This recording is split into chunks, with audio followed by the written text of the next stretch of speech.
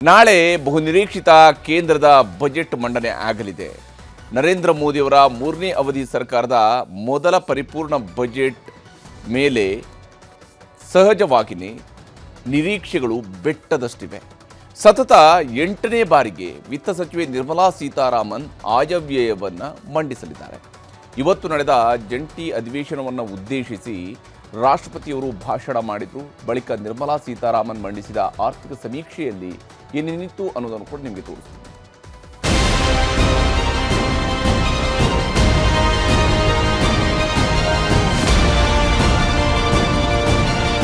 ನರೇಂದ್ರ ಮೋದಿ 3.0 ಸರ್ಕಾರದ ಮೊದಲ ಪರಿಪೂರ್ಣ ಬಜೆಟ್ ಅಧಿವೇಶನ ಶುರುವಾಗಿದೆ. ಕೇಂದ್ರ ಹಣಕಾಸು ಸಚಿವೆ ನಿರ್ಮಲಾ ಸೀತಾರಾಮನ್ 2025-26ನೇ ಸಾಲಿನ ಪರಿಪೂರ್ಣ ಬಜೆಟ್ ಮಂಡಿಸಲು ರೆಡಿಯಾಗಿದ್ದಾರೆ. ಬೆಳಿಗ್ಗೆ 11 ಗಂಟೆಗೆ ಸರಿಯಾಗಿ ವಿತ್ತ ಸಚಿವೆ ನಿರ್ಮಲಾ ಸೀತಾರಾಮನ್ 8ನೇ ಕೇಂದ್ರ ಬಜೆಟ್ ಮಂಡಿಸಲಿದ್ದಾರೆ. ಬಜೆಟ್ ಮಂಡನೆಗೂ ಮುನ್ನ ಜಂಟಿ ಅಧಿವೇಶನ ಉದ್ದೇಶಿಸಿ ರಾಷ್ಟ್ರಪತಿ ದ್ರೌಪದಿ ಮುರ್ಮು ಭಾಷಣ ಮಾಡಿದ್ರು. ಬರೋಬ್ಬರಿ 58 ನಿಮಿಷಗಳ ಕಾಲ ಕೇಂದ್ರ ಸರ್ಕಾರದ ಸಾಧನೆಗಳು, ಭವಿಷ್ಯದ ಯೋಜನೆಗಳು, ಮಹಾಕುಂಭಮೇಳದ ದುರಂತದ ಬಗ್ಗೆಯೂ ಪ್ರಸ್ತಾಪಿಸಿ ಸಂತಾಪ ಸೂಚಿಸಿದರು. ರಾಷ್ಟ್ರಪತಿ ಭಾಷಣ ಮುಗಿಯುತ್ತಿದ್ದಂತೆ ಕೇಂದ್ರ ಹಣಕಾಸು ಸಚಿವೆ ನಿರ್ಮಲಾ ಸೀತಾರಾಮನ್ ಆರ್ಥಿಕ ಸಮೀಕ್ಷೆಯನ್ನು ಮಂಡಿಸಿದ್ರು. ಮುಖ್ಯ ಆರ್ಥಿಕ ಸಲಹೆಗಾರ ವಿ ಅನಂತ ನಾಗೇಶ್ವರನ್ ತಂಡ ಸಲ್ಲಿಸಿದ ಆರ್ಥಿಕ ಸಮೀಕ್ಷೆಯಲ್ಲಿ ದೇಶದ ಆರ್ಥಿಕ ಅಭಿವೃದ್ಧಿಯ ಮುನ್ನೋಟ ನೀಡಿದ್ರು. ಪ್ರಸಕ್ತ ಹಣಕಾಸು ವರ್ಷದಲ್ಲಿ ದೇಶದ ಜಿಡಿಪಿ ಶೇಕಡ 6.4ರಷ್ಟಿದೆ. 2025-26ನೇ ವರ್ಷದಲ್ಲಿ ಜಿಡಿಪಿ ಶೇಕಡ 6.3ರಿಂದ ಶೇಕಡ 6.8ಕ್ಕೆ ತಲುಪುವ ನಿರೀಕ್ಷೆ ಇದೆ. ದೇಶದ ವಿದೇಶಿ ವಿನಿಮಯ ಪ್ರಮಾಣ $640.3 ಶತಕೋಟಿ ಇದ್ದು, ಜಾಗತಿಕ ಪ್ರತಿಕೂಲ ಪರಿಸ್ಥಿತಿ ನಿಭಾಯಿಸಲು ಬುದ್ಧಿವಂತಿಕೆ ನೀತಿ ಅಗತ್ಯವಿದೆ ಅನ್ನೋ ಅಂಶವಿದೆ. ಆರ್ಥಿಕ ಅನಿಶ್ಚಿತತೆ ಕಾರಣದಿಂದ ಹಣದುಬ್ಬರದ ಅಪಾಯಗಳೂ ಇವೆ. ಭಾರತವು ಜಾಗತಿಕ ಸ್ಪರ್ಧಾತ್ಮಕತೆ ವಿಚಾರದಲ್ಲಿ ಸುಧಾರಿಸುವ ಅಗತ್ಯವಿದೆ. ಮುಂದಿನ 2 ದಶಕಗಳ ಕಾಲ ಮೂಲಸೌಕರ್ಯ ಹೂಡಿಕೆ ಅಗತ್ಯವಿದೆ. ಕಾರ್ಪೊರೇಟ್ ವಲಯ ಸಾಮಾಜಿಕ ಜವಾಬ್ದಾರಿ ಪ್ರದರ್ಶಿಸಬೇಕು ಅನ್ನೋದು ಸಮೀಕ್ಷೆಯ ಪ್ರಮುಖ ಅಂಶ. ಇದಿಷ್ಟೇ ಅಲ್ಲ, ಹವಾಮಾನ ವೈಪರೀತ್ಯದಿಂದ ಬೆಳೆಹಾನಿ ಆಗುವುದನ್ನು ಕಡಿಮೆ ಮಾಡಬೇಕು. ಬೇಳೆಕಾಳುಗಳು, ಎಣ್ಣೆಕಾಳುಗಳು, ಟೊಮೆಟೊ, ಈರುಳ್ಳಿ ಉತ್ಪಾದನೆ ಹೆಚ್ಚಿಸಬೇಕು. 2 ದಶಕಗಳ ಕಾಲ ಸರಾಸರಿ ಶೇಕಡ 8ರಷ್ಟು ಬೆಳವಣಿಗೆ ಹೊಂದಿರಬೇಕು. ಭಾರತ 2047ರ ವೇಳೆಗೆ ಅಭಿವೃದ್ಧಿ ಹೊಂದಿದ ರಾಷ್ಟ್ರವಾಗಲು ಸಹಕಾರಿ ಅಂತ ಸಲಹೆ ನೀಡಿದ್ದಾರೆ. ಜೊತೆಗೆ ದೇಶದ ಬೆಳವಣಿಗೆಗಾಗಿ ಹೂಡಿಕೆ ಪ್ರಮಾಣ ಶೇಕಡ 31ರಿಂದ ಶೇಕಡ 35ಕ್ಕೆ ಹೆಚ್ಚಿಸಬೇಕು. ಉತ್ಪಾದನಾ ವಲಯವನ್ನು ಮತ್ತಷ್ಟು ಅಭಿವೃದ್ಧಿಪಡಿಸಲು ಎಐ ಬಳಕೆ ಅಗತ್ಯವಿದೆ ಅಂತ ಹೇಳಿದ್ದು, ರೊಬೋಟಿಕ್ಸ್ ಮತ್ತು ಜೈವಿಕ ತಂತ್ರಜ್ಞಾನ ಹಾಗೂ ತಂತ್ರಜ್ಞಾನ ಕ್ಷೇತ್ರದಲ್ಲಿ ಹೂಡಿಕೆ ಅಗತ್ಯ ಅಂತಾನೂ ಸಲಹೆ ಕೊಟ್ಟಿದ್ದಾರೆ. ಆರ್ಥಿಕ ಸಲಹೆಗಾರರ ಸಲಹೆಯನ್ನ ಕೇಂದ್ರ ಸರ್ಕಾರ ಹೇಗೆ ಸ್ವೀಕರಿಸುತ್ತೋ ಗೊತ್ತಿಲ್ಲ. ಆದರೆ ಪ್ರಧಾನಮಂತ್ರಿ ನರೇಂದ್ರ ಮೋದಿ ಸಂಸತ್ ಆವರಣದಲ್ಲಿ ಬಜೆಟ್ ಹೇಗಿರುತ್ತೆ, ಬಜೆಟ್ ನಿರೀಕ್ಷೆಗಳಲ್ಲಿ ಯಾರಿಗೆ ಹೆಚ್ಚು ಪ್ರಾಮುಖ್ಯತೆ ಸಿಗುತ್ತೆ ಅನ್ನೋ ಗುಟ್ಟು ಬಿಟ್ಟುಕೊಟ್ರು. ಬಡವರು ಮಧ್ಯಮ ವರ್ಗಕ್ಕೆ ಟ್ಯಾಕ್ಸ್ ಗಿಫ್ಟ್ ನಿರೀಕ್ಷೆ. आज बजट सत्र के प्रारंभ में मैं समृद्धि की देवी मां लक्ष्मी को प्रणाम करता हूं. मैं मां लक्ष्मी से प्रार्थना करता हूं कि देश के हर गरीब एवं मध्यम वर्ग समुदाय पर मां लक्ष्मी की विशेष कृपा रहे.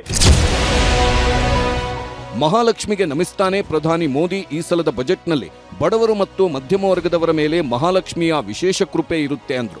ಅಲ್ಲಿಗೆ ಮಧ್ಯಮ ವರ್ಗದವರ ಅತಿ ದೊಡ್ಡ ನಿರೀಕ್ಷೆ ಇರೋದು ಆದಾಯ ತೆರಿಗೆ ಮಿತಿ ಎಷ್ಟು ಮಾಡ್ತಾರೆ ಅನ್ನೋದು. ಆದಾಯ ತೆರಿಗೆ ಮಿತಿ ಈಗ 7 ಲಕ್ಷದವರೆಗೂ ಇದೆ. ಇದನ್ನು ಕನಿಷ್ಠ 10 ಲಕ್ಷಕ್ಕೆ ಏರಿಸಬಹುದು. 15 ಲಕ್ಷ ಆದಾಯದವರೆಗೂ ತೆರಿಗೆಗೆ ಮಿತಿ ಹಾಕಬಹುದು. ಗೃಹ ಸಾಲ ಪಡೆದು ಬಡ್ಡಿ ಕಟ್ಟಿದ್ದವರು 2 ಲಕ್ಷದವರೆಗೆ ತೆರಿಗೆ ತೋರಿಸಿ ಕ್ಲೈಮ್ ಮಾಡಬಹುದಿತ್ತು. ಈಗ 2ರಿಂದ 3 ಲಕ್ಷಕ್ಕೆ ತೆರಿಗೆ ಮಿತಿ ಏರಿಸಬಹುದು. ಆರೋಗ್ಯ ವಿಮೆ ಪ್ರೀಮಿಯಂ ಆಧಾರಿತ ಟ್ಯಾಕ್ಸ್ ಡಿಡಕ್ಷನ್ ಜಾರಿಗೆ ತಂದು ವಿಮೆ ಹಣದ ಮೊತ್ತ ಹೆಚ್ಚಿಸೋ ಸಾಧ್ಯತೆ ಇದೆ. ಹಾಗೆಯೇ ಹಿರಿಯ ನಾಗರಿಕರ ಆರೋಗ್ಯ ವಿಮೆಗೆ ಶೇಕಡ 50ರಷ್ಟು ತೆರಿಗೆ ಮಿತಿ ಹಾಕಿ ಹೊರೆ ಇಳಿಸೋ ಲೆಕ್ಕಾಚಾರನೂ ಇದೆ. ನಾರಿ ಶಕ್ತಿಗೆ ಹೊಸ ಯೋಜನೆ ಘೋಷಿಸುತ್ತಾರೆ. ದೇಶದ ಯುವ ಪೀಳಿಗೆಗೂ gift ರೆಡಿಯಾಗಿದೆಯಾ?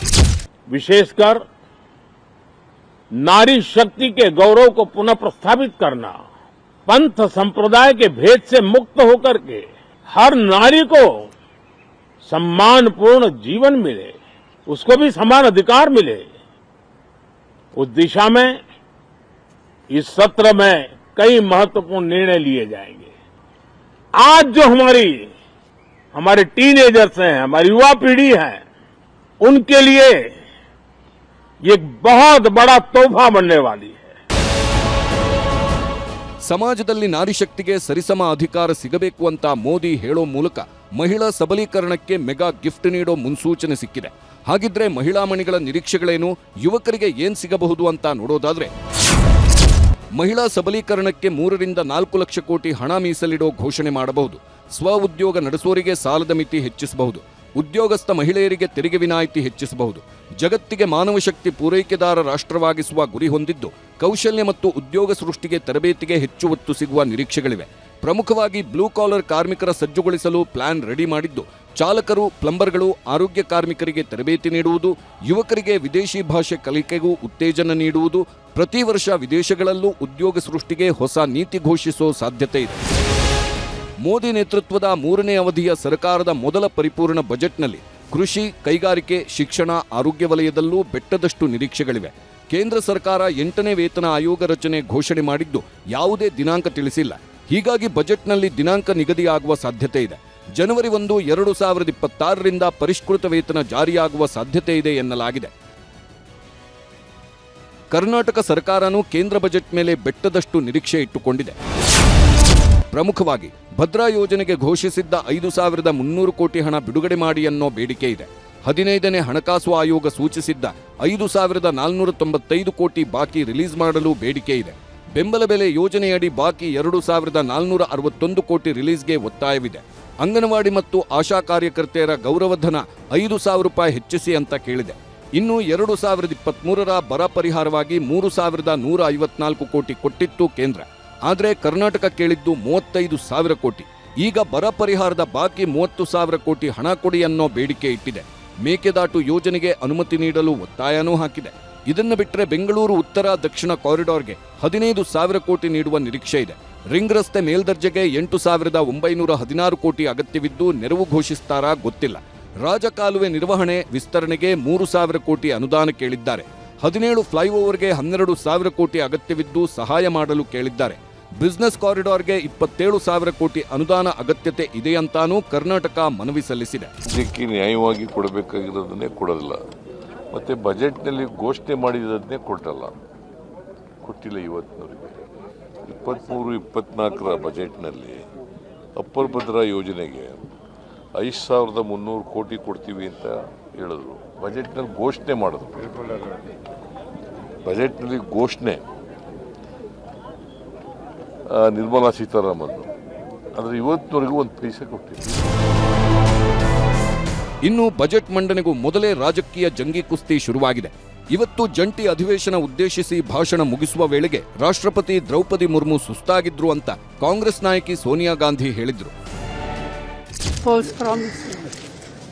Boring. No comment. No, the president was getting very tired by the end. Repeating the same thing again and again. No, she could hardly speak, poor thing. तो क्या करें?